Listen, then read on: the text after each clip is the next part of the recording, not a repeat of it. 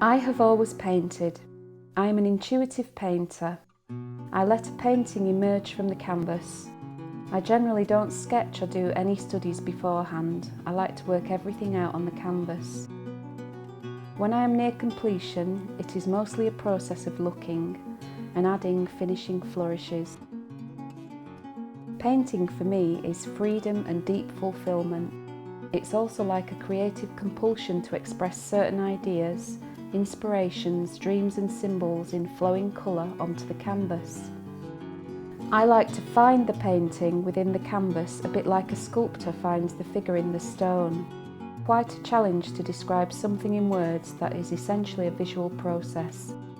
I'm not sure if I'm defining the painting or the painting is defining me. Where I live, the Pennine light is amazing and inspiring.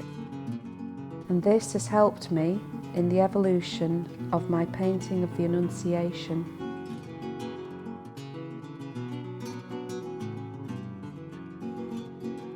When I went to Montserrat, which is a pilgrimage place in Spain, I brought back water from the holy spring there and used it in my painting. Painting is a bit of a mysterious process really. It's a kind of leap of faith, painting with hand, eye and heart. To paint is to pray, Fra Angelico said. For me it is like a focused, active meditation, an outpouring of creative and intuitive feeling. I try to paint with immediacy, allowing the painting to evolve from the initial idea and working intuitively.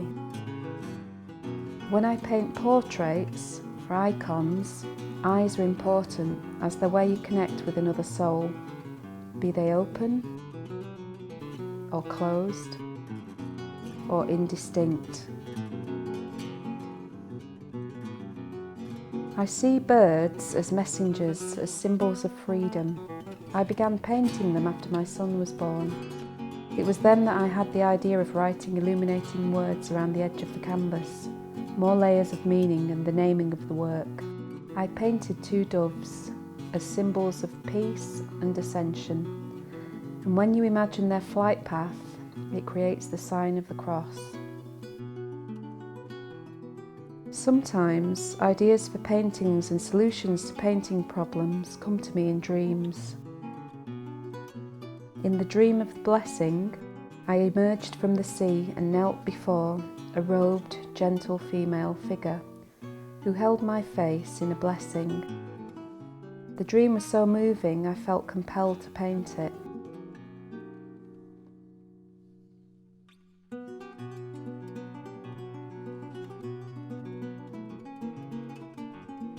I have kept a painter's journal since 2002, where I occasionally write down any insights into the painting process.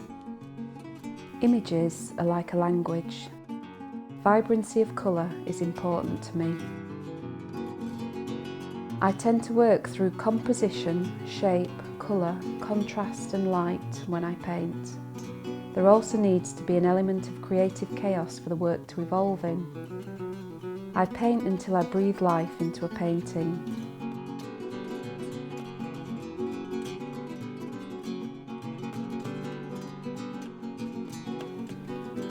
St. George, our national symbol and patron saint.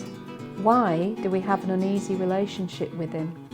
Is it because he has been misappropriated by the far right and come to represent a kind of hooliganism and insular prejudice in society? I felt moved by the plight of our national symbol and decided to claim him back. A few years ago, I wrote to the Archbishop of York about my idea for a triptych called The Reappropriation of St. George. He wrote back giving me encouragement and his blessing. This triptych has taken me 2 years to complete. My intention was to claim St. George back from being a negative nationalist symbol and represent him as having a much deeper and diverse meaning to a much broader spectrum of people, from places such as Armenia, Belgium, Brazil, Bulgaria, Canada, Egypt, Ethiopia, Greece, Georgia, India, Italy, Spain, the Lebanon, Lithuania, Palestine, Malta, Portugal, Russia and Serbia. I explored the deeper and more universal meaning of St. George in my triptych. The dark night of the soul. This represents internal conflict, inspired by both Christian and Muslim belief in the East that St. George can heal madness. In this image, the person is imprisoned and is experiencing what we all go through at certain points in life. The profound transformational experience called the dark night of the soul. St. George is the champion of the inner struggle we all face at times. He represents courage even when we can no longer see the way forward. He also is a symbol of faith, protection and self-belief.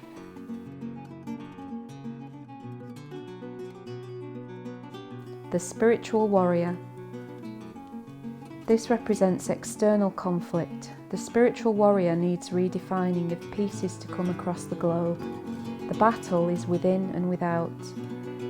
God and his integrity are his shield. The dragon represents any draconian rule or despotic ideologies that seek to take a stranglehold on the freedom, rights and integrity of people across the world. There is a swastika hidden on the dragon hide, representing the corruption and destruction of peace, and his spine is barbed wire. The earthly experience is primal and takes place in a cave representing our limited perception of greater understanding. Outside the cave, two very distant figures meet, peacefully on a mountain, representing a more compassionate form of communication. The central canvas is the integrated knight. St. George's name means the tiller of the earth. He no longer has a weapon, but holds a shaft of wheat.